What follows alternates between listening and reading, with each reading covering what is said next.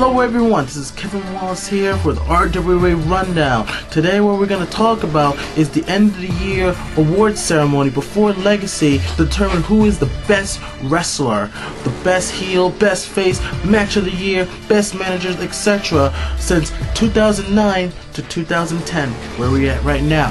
But for today, what we're going to talk about is one of the categories, which is Manager of the Year. So what is a manager? Well, a manager in the wrestling business are guys or girls who advises their wrestler, helps them in the matches, and also, most importantly, for some of the guys, help them with speaking purposes, like kind of like a mouthpiece. So what we're going to do today is I talked to 3 top candidates who is in the run-in for being Manager of the Year. And I asked them questions like, their philosophy of being a great manager in the wrestling business and what separates them from other managers. So those 3 managers that I'm going to talk about, that we're going to see, is The Advocate, who manages The Struggle, Leonardo Chambers, who manages Kevin Cash, and Vernon Samosa, who is the manager, well, actually more like agent, as he likes to call himself, of the agency. So let's find out what their philosophies and what separates them from other managers. My philosophy of being a good manager is to get yourself involved in the match. Taunt the crowd, taunt your opponents, encourage your men to do the best that they can inside that ring. To be as relentless as possible. That's the way the Advocate does things. Alright, and what separates you from other managers here in the RWA? Are you seriously asking me this as a serious question? Yeah, it is a serious question, yeah. You trying to insult my intelligence here? Oh, no. Okay, well, what makes me stand out more than the other managers? Is that what the question was? Yeah. Look at me. Manager of the former tag team champions, which will get those belts back very soon. I can see that. And the soon-to-be women's champion Amanda Fox. Basically, I got some of the best talent that RWA has to offer. I got the power of Revelation Chris Sterling. I have Sheik Ahmed Jordan. Like I said, I got the beauty of Amanda Fox. I've also got the height and the protection of one Cotton James. So you're pretty much all set right now, huh? So far, yeah, we're sitting right on top of the world right now. Well, thank you very much. I don't know if there really is a philosophy to be a great manager in the business. I think everyone's got their own opinion, and if you ask 30 different people, you're going to get 30 different opinions.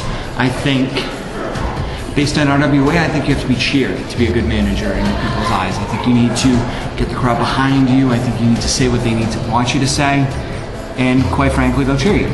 All right. I think a guy that will come out here, work a crowd, and I'm going to use some insider terms, the psychology of a match, the anatomy of a match, being able to work through a match, though, is what makes a true manager.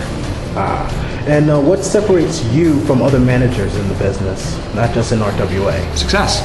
Success. You want to go RWA? I'm the only guy to manage at least every single championship in RWA history. Wow. As a matter of fact, I've managed heavyweight champions, New England champions. I've won titles, which is something that no other manager in the RWA could say. Not Jimmy the Weasel, not Mr. Samosa, not Mr. Abruzzi, not The Advocate. No one else that's ever managed has won a championship, and I've got 2 of them underneath my belt. Excellent. But you were asking before, and I think the greatest quality a manager can have is this. If the guy that you are managing is loved or hated, that's all that matters. What's up? Hold on 1 second. All right, let me call you back. I got someone, I guess, for an interview? Yeah. All right, so let me call you back. No, I appreciate it. No. Have your people call my people. All right.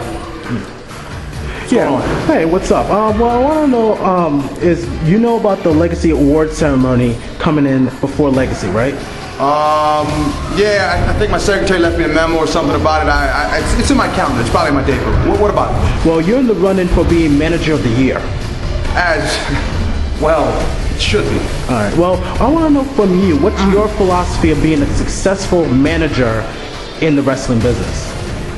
Well, in the wrestling business, I wouldn't say I'm a successful manager. Perhaps I'd say I'm a smart manager. I mean, truly, anybody could do this. I mean, come on. It's basically a bunch of, trained animals getting in the ring and beating each other to death. I mean, when you look at the guys I have in the agency, I mean, the Jews, T. Phoenix, those aren't just like the rest of these trained circus. It shows that these two are fine-tuned athletes. I mean, that didn't take any kind of special talent. See, that took brains. It took the intelligence to see talent and to see that these two were special.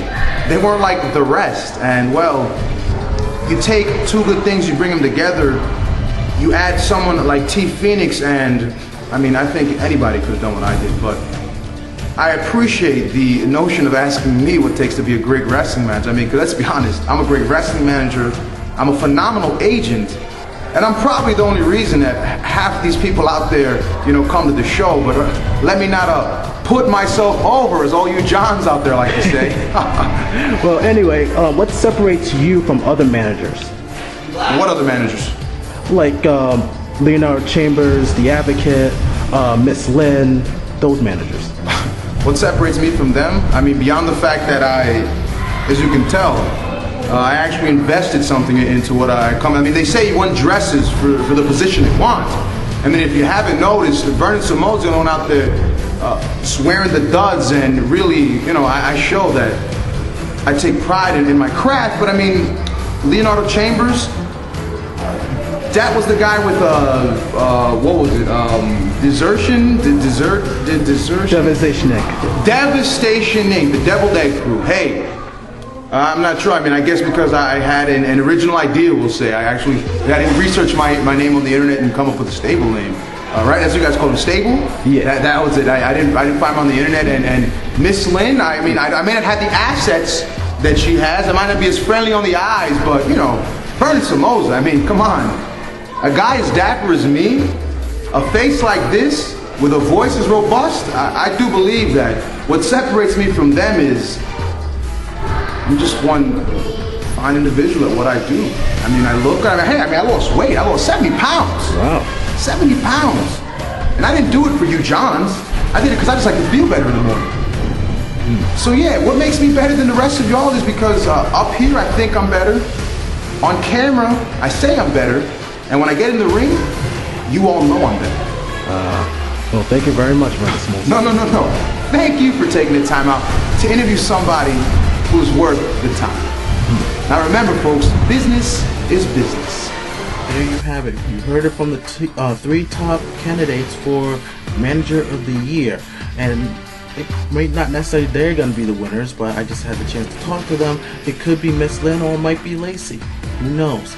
But anyway, to cast your votes, go on www.rwawrestling.net. You should see a link that says End of the Year Award Ceremony. All the categories are there. Just cast your votes on who you think is the best in their category.